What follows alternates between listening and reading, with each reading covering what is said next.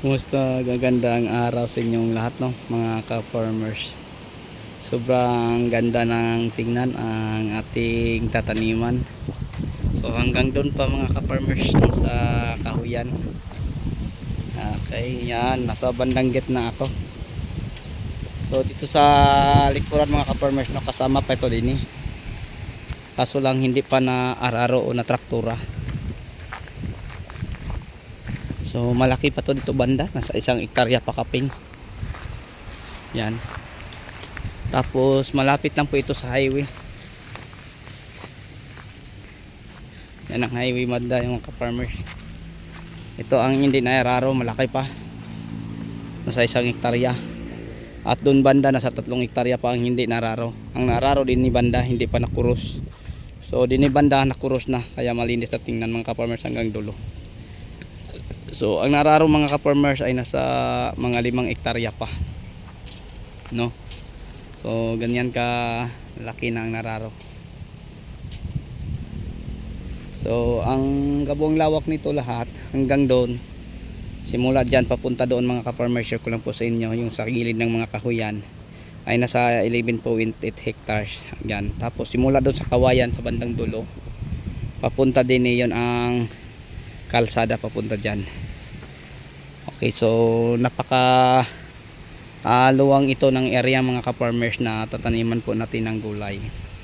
So dito lahat ng mga gagawin ko ipapakita ko po sa inyo, lalo na sa mga talong farmers, kamatis farmers, ampalaya farmers, lahat ng mga diskarte at mga pamamaraan at idea na tutunan ko ibabahagi ko po sa inyo.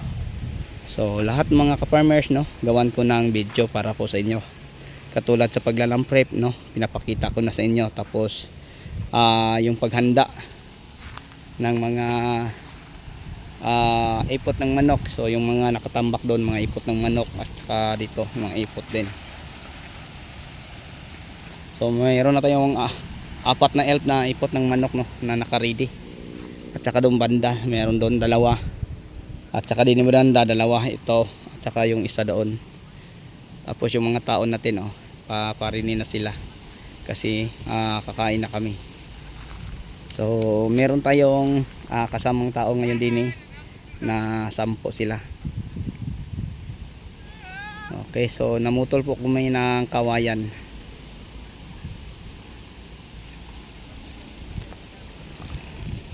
So kakain muna kami. Kain na! Okay, yan. Kaway-kaway. Murag wala ning agi sa udutan ning naog.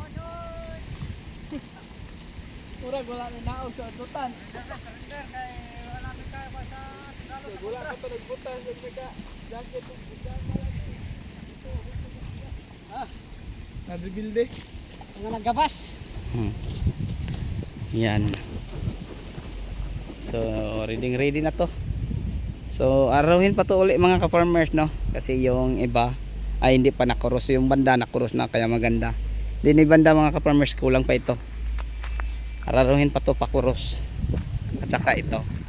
So nag-schedule na sila sa pagbalik nila din dahil maraming silang araruhin ng mga area, kaya nag-schedule sila para sa pag lamprep din So may tubig kami dyan na solar ang aming gagamitin din solar pump. Okay, so yan na siguro ang ma-share at maibahagi ko po sa inyo ng mga ka-farmers. Ang ginagawa namin una din nagpapalamprep, pangalawa ay namumutol ng kawayan, then gawa ng kubo, tapos yung tubig namin din so ganun pa din solar mga ka-farmers. Ito kailangan pa to i-cross, pero anda mo patay na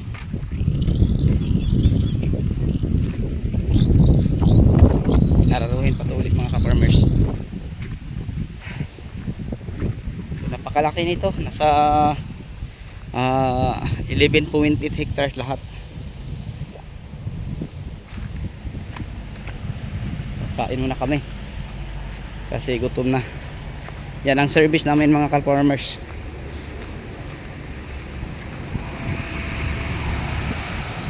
So nasa gilid lang po ito ng highway. Kaya maraming sasakyan na tumadaan. Yan. Highway dyan. So malapit lang. Okay, so sa inyong lahat hanggang dito na lang po. Maraming salamat. Bye bye and God bless.